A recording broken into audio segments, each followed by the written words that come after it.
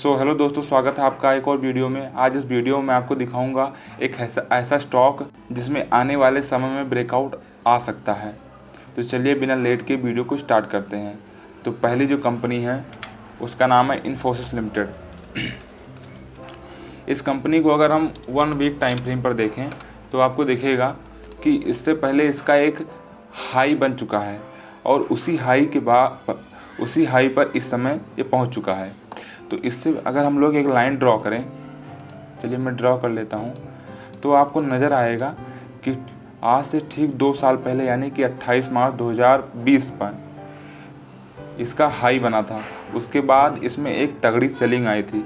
उसके बाद एक कंपनी लगभग 2 साल तक स्ट्रगल करती रही, अब जाके उसी लेवल पे दोबारा पहुंचा है। तो अगर इस लेवल को यहाँ से ब्रेक करता है तो आने वाले समय में ब्रेकआउट एक अच्छा खासा मूव हमें दिख सकता है। तो चलिए हम लोग अपने रिस्क टू रिवार्ड को देख लेते हैं कि हमको कहाँ तक का टारगेट दिख सकता है। तो अगर हम यहाँ से ये जो इसका हाई है लगभग 1976 के आसपास, अगर यहाँ पर हम लोग अपना एंट्री बनाएं तो हमारा जो स्टॉप लॉस बैठेगा इस कैंडल का लो बैठेगा। और यहाँ अगर इसका ये हाई ब्रेक होता है तो लगभग अगर हमारा टारगेट 4 से 5% का रहेगा, स्टॉप लॉस 4 से 5% का रहेगा, तो हमारा टारगेट लगभग 1:2 का रेशियो अगर लेके चलें तो हमारा टारगेट लगभग 8 से 9% का रहेगा।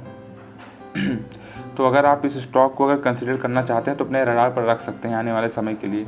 चलिए लेट ना करते हुए दूसरी कंपनी को देखते हैं। तो हमारी जो दूसरी कंपनी है उसका नाम है डिविस लैब।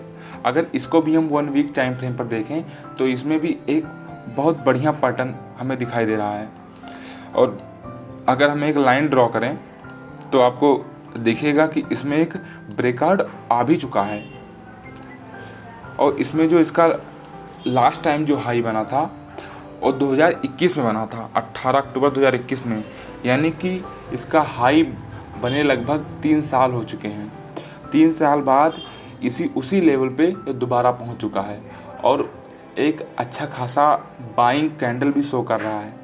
तो अगर इसके बाद यहाँ से इसका हाई ब्रेक होता है तो यहाँ से हम एक और एंट्री बना सकते हैं। तो चलिए अपना रिस्क टू रिवॉर्ड देखते हैं। हमारी जो एंट्री बनेगी वो लगभग इस कैंडल के अपर साइड में बनेगी और हमारा जो स्टॉप लॉस रहेगा वो लगभग इस कैंडल का लो रहेगा, उससे थोड़ा सा नीचे। और हम जो अपना टारगेट लेके चलेंगे 1:2 के रेशियो में लेके चलेंगे। तो चलिए इसको ड्रा करते हैं। अगर 1:2 का रेशियो लेके चलें तो हमारा टारगेट कहीं मतलब लगभग 6,500 के आसपास आ रहा है टारगेट, और हमारा जो एसएल है वो लगभग 5,000 के आसपास आ रहा है। तो आप इस स्टॉक को भी कंसीडर कर सकते हैं। मुझे लगता है कि कंपनी और अच्छा परफॉर्म करेगी, क्योंकि एक कंपनी डिविस लैब, इसका फंडामेंटल भी देखने की ज़रूरत नहीं है और इसमें आप पैटर्न भी देख सकते हैं कि बहुत अच्छा पैटर्न शो कर रहा है इसमें। तो चलिए तीसरी कंपनी देखते हैं। अगर आपको इस कंपनी में अगर कोई बाइंग अपॉर्चुनिटी अगर दिखती है तो आप इस कंपनी को कंसीडर अपने रडार पर रख सकते हैं। तो हमारी जो तीसरी कंपनी है उसका नाम है ब्रिटानिया इंडस्ट्री। अगर इसको हम 1 डे टाइम फ्रेम पर देखें तो आपको नज़र आएगा, अगर हम यहाँ से एक ट्रेंड लाइन अगर ड्रॉ करें तो आपको एक शो करेगा कि यहाँ से ट्रेंड लाइन से सपोर्ट लेके अपर साइड में मूव कर रहा है। और यहाँ से अगर हम लोग एक पैटर्न ड्रा करने की कोशिश करें तो अभी जस्ट यहाँ पर एक ब्रेकआउट हुआ है। तो अगर यहाँ से इसका हाई ब्रेक होता है तो हमें एक अच्छा खासा मूव देखने को मिल सकता है। तो चलिए इसका हाई ड्रॉ कर लेते हैं। इसका हाई जो मतलब हमारा जो एंट्री पॉइंट बनेगा वो लगभग 6,133 के आसपास का बनेगा और हमारा जो एसएल रहेगा वो इसका लो रहेगा, इसके पहले वाले स्टॉक का, इस कैंडल का लोअर साइड। और हमारा जो टारगेट रहेगा एज यूजुअल 2% का, मतलब 1:2 का रेशियो लेके चलेंगे हम। तो हमारा टारगेट कहीं यहाँ कहीं आ रहा है। तो आप इस स्टॉक को भी कंसीडर कर सकते हैं, लेकिन हाँ एक बात ध्यान रखिएगा कि अपने एसएल को हमेशा मेंटेन करके चलिए।